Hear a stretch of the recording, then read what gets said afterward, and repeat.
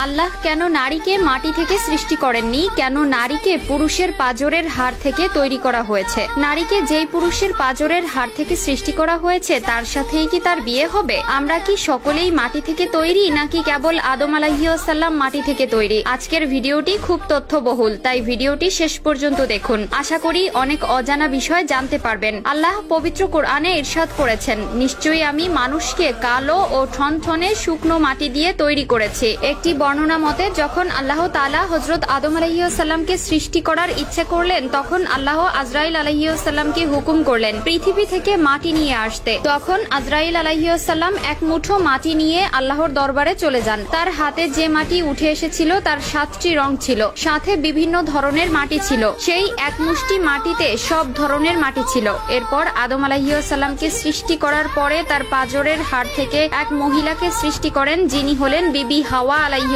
সালাম। বিবি হাওয়া দুনিয়াতে আগমনকারী প্রথম নারী ছিলেন। হযরত আবু হুরায়রা রাদিয়াল্লাহু তাআলা আনহু হতে বর্ণিত, মহানবী সাল্লাল্লাহু আলাইহি ওয়াসাল্লাম বলেছেন, যে ব্যক্তি আল্লাহ ও আখিরাতের প্রতি বিশ্বাস রাখে সে যেন তার প্রতিবেশীকে কষ্ট না দেয় এবং নারীর সাথে সৎ ব্যবহার করে। নারীদের সাথে তোমরা খারাপ আচরণ করো না, কেননা নারীদেরকে পুরুষের পাঁজরের বাঁকা হাড় থেকে সৃষ্টি করা হয়েছে। পাঁজরের সবচেয়ে বাঁকা হাড় হচ্ছে উপরের অংশ।